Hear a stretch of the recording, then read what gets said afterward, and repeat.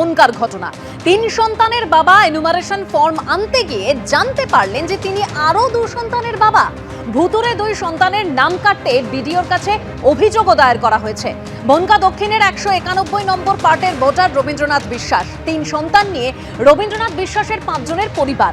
5 জনের পরিবারে বিএলও 7 জনের এনুমারেশন ফর্ম দেন। রাজু বিশ্বাস ও যিশু বিশ্বাসকে রবীন্দ্রনাথের সন্তান দেখানো হয়েছে ভোটার তালিকায়। রাজু বিশ্বাস ও যিশু বিশ্বাসের নাম বাদ দিতে বিডিওর কাছে অভিযোগ দায়ের রবীন্দ্রনাথ বিশ্বাসের। অভিযোগ খতিয়ে দেখার আশ্বাস গাইঘাটার বিডিওর। গয়েশপুরে তৃণমূল কর্মীদের কোন্দল একেবারে প্রকাশ্যে চলে এসছে। শহর সভাপতির বিরুদ্ধে রাস্তা অবরোধ করে বিক্ষোভ তৃণমূল কর্মীদের।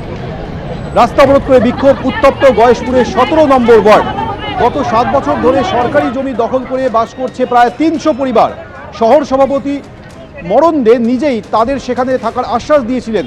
এখন সেই জমি খালি করার হুঁশিয়ারি দিয়েছেন শহর সভাপতি। অভিযোগ করেছে তৃণমূলের একাংশ। গোষ্ঠী কোন্দলের অভিযোগ অস্বীকার করেছেন কাউন্সিলর কাঞ্চন ঘোষ। আমার বিরুদ্ধে অভিযোগ উঠেছে তা ভিত্তিহীন, পাল্টা দাবি করেছেন শহর সভাপতি। এবার এনুমারেশন ফর্ম জমার 4 ধাপে পরীক্ষা জানালো নির্বাচন কমিশন। 12টি রাজ্যের মুখ্য নির্বাচনী আধিকারিকদের এই নিয়ে নির্দেশও দেওয়া হয়েছে নির্বাচন কমিশনের তরফে। ঠিক কি নির্দেশ কমিশনের, বিস্তারিত জানবো। সরাসরি রুমা পাল আমাদের প্রতিনিধি রয়েছেন আমাদের সঙ্গে। রুমা, দেখো আর মাত্র কয়েকটা দিন বাকি রয়েছে, তার আগেই কিন্তু মুখ্য নির্বাচন কমিশনার আজকে ভিসি একটা ভিডিও কনফারেন্স করেছেন 12টি রাজ্যে যে মুখ্য নির্বাচনী আধিকারিক রয়েছেন অন্যান্য আধিকারিকদের সঙ্গে। এবার কিন্তু যেটা এনুমারেশন ফর্ম সেটা কিন্তু 4টে ধাপে পরীক্ষা হবে। সেটা ক্ষেত্রে বলে রাখি, যেটা যে অনলাইনে যে সমস্ত যে তথ্য সেটা কিন্তু নির্বাচন কমিশন দেবে, সেই তথ্য কিন্তু মিলিয়ে দেখবে ইআরওরা। অন্যদিকে কালকে কিন্তু লঞ্চ করা হয়েছে একদম সফটওয়্যার, সেটা হচ্ছে ডুপ্লিকেট ভোটার ধরার জন্য। সেক্ষেত্রেও কিন্তু ইআরওদের কাছে সেই সফটওয়্যার থাকবে, ডুপ্লিকেট ভোটার তারা সেখান থেকে ধরবেন। ফটো আইডেন্টিটি অর্থাৎ ছবি মিলিয়ে দেখবেন, তথ্য যাচাই করবেন। এর সাথে মৃত ভোটাররা যারা রয়েছেন সেক্ষেত্রে কিন্তু তাদের আধার ডেটা থেকে শুরু করে ডেথ সার্টিফিকেট শুরু সমস্ত কিছু খতিয়ে দেখবেন। এই 4টে ধাপে কিন্তু আবারও এই পরীক্ষা করতে বলা হয়েছে, যাতে কোনোভাবে কোনো ডুপ্লিকেট বা ডেথ ভোটার্স বা ট্রান্সফার্ড ভোটার্স যারা যাতে না যুক্ত হয়ে যায়, সেই কারণে কিন্তু নির্বাচন কমিশন এই নির্দেশ দিয়েছে। ইতিমধ্যেই কিন্তু মুখ্য নির্বাচনী আধিকারিকের দপ্তর থেকে সমস্ত ডিও এবং ইআরওদের কাছেও কিন্তু এই নির্দেশ পৌঁছে গেছে। 7 দফা যেটা বলা হয়েছে যে মৃত যারা ভোটার রয়েছেন সেক্ষেত্রে 7 দফা বিষয় কিন্তু তাদেরকে লক্ষ্য রাখতে হবে। যেমন এলআইসি ব্যাংক, সমবায় ব্যাংক, সেখানে কিন্তু মৃতদের তালিকা নিতে হবে, এবং যে সমস্ত সরকারি প্রকল্প রয়েছে সেখান থেকেও কিন্তু মৃতদের তালিকা যেমন নিতে হবে, তার সঙ্গে সঙ্গে রেশন কার্ড বাতিলের ক্ষেত্রেও কিন্তু সেখান থেকেও তথ্য নিতে হবে। এবং শুধু তাই নয়, রেশন কার্ড বাতিলের ক্ষেত্রেও নয়, আরও জানিয়ে রাখি যে বেশ কিছু জায়গায় কিন্তু আরও একটি বিষয় রয়েছে যেখানে বলা হচ্ছে যে সরকারি প্রকল্প রয়েছে, যেমন সমব্যথী রয়েছে, বার্ধক্য ভাতা রয়েছে, এই সমস্ত জায়গাতে কিন্তু তথ্য নিতে হবে। এই তথ্য নিয়ে কিন্তু মৃত ভোটারদের বাতিল করতে হবে, দেখতে হবে নাম যাচাই করে, তথ্য যাচাই করতে হবে কোনোভাবে যাতে মৃত ভোটারের নাম যুক্ত না হয়ে যায়। দেখো খুবই কড়া কমিশন, এবং চাইছে যে মৃত ভোটাররা যাতে না থাকে ভেতরে কোনো ভোটার লিস্টে, বা কোনো ট্রান্সফার্ড ভোটার্স বা ডুপ্লিকেট ভোটার্স যাতে না থাকে। সেই কারণে কিন্তু আবারও আজকে রিভিউ মিটিং হয়েছে, এবং সেখানে কিন্তু মুখ্য নির্বাচন কমিশনার জ্ঞানেশ কুমার কিন্তু সমস্ত সিওরা যারা যেখানে ছিলেন 12টা রাজ্যে, সেই 12টা রাজ্যের সিওদের এই নির্দেশ দিয়েছেন। ইতিমধ্যেই কিন্তু সিও দপ্তর থেকে সমস্ত ডিও এবং ইআরওদের কাছে কিন্তু এই নির্দেশ পৌঁছে গিয়েছে। গত কয়েকদিনে সিও অফিসের বাইরে তৃণমূলপন্থী বিএলও সংগঠন দফায় দফায় বিক্ষোভ দেখিয়েছে। আর এবার সেই বিক্ষোভের মাঝে বিএলওদের হুঁশিয়ারি নির্বাচন কমিশনের। স্পষ্টতই বলা হচ্ছে, কেউ কোনো ইচ্ছাকৃত ভুল করলে ফের আইনি ব্যবস্থা নেওয়া হবে। এসআইআর এর মূল উদ্দেশ্যই হলো যেন কোনো যোগ্য ভোটার বাদ না যায়, আবার কোনো অযোগ্য ভোটারও যেন তালিকায় না থাকে। এসআইআর এর প্রথম পর্যায়ের কাজ 4 থেকে বাড়িয়ে 11ই ডিসেম্বর করা হয়েছে। এই বাড়তি সময়ে এনুমারেশন ডিজিটাইজেশন পরীক্ষা করার সুযোগ রয়েছে। এই কাজে যেন ইচ্ছাকৃত কোনো ত্রুটি না থাকে নিশ্চিত করুন।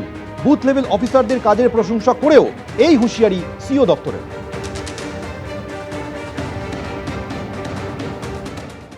অপরিকল্পিত, অদূরদর্শী, হঠকারী পদ্ধতিতে চাপিয়ে দেওয়া হয়েছে এসআইআর। এত তাড়াহুড়ো কিসের?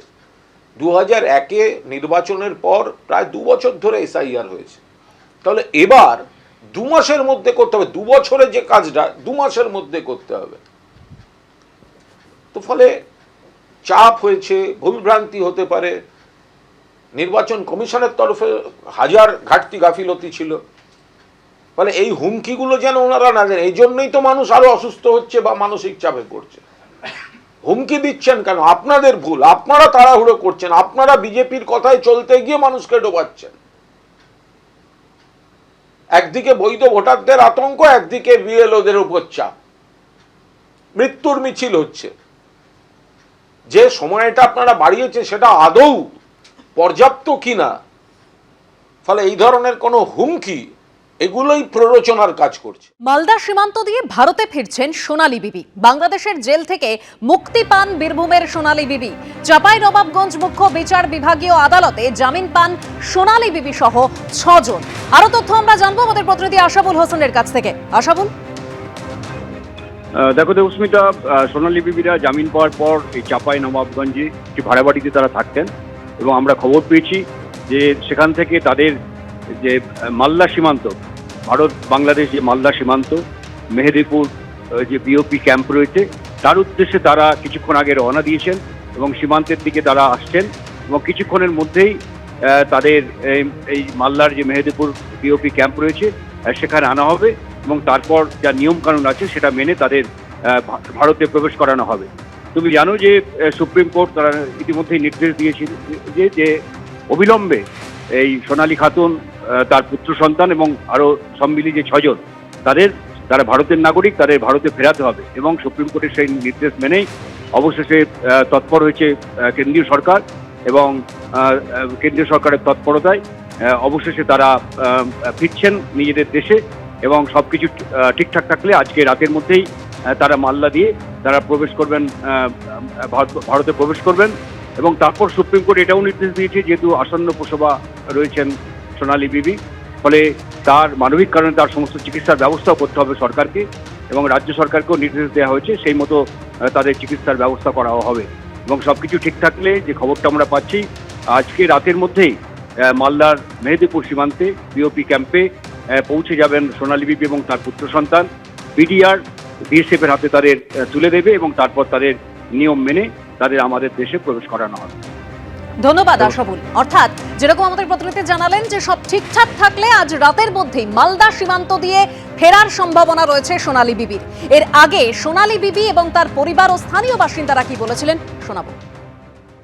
बहुत खुशी আছি আমি, আনন্দ হচ্ছে, বহুত দিন পর 8-9 মাস পর দেখতে পাবো, এতে খুব খুশি আছি আমরা। আপনাদের কাছে আমাদেরকে জলদি দেশ ফেরত ব্যবস্থা করুন।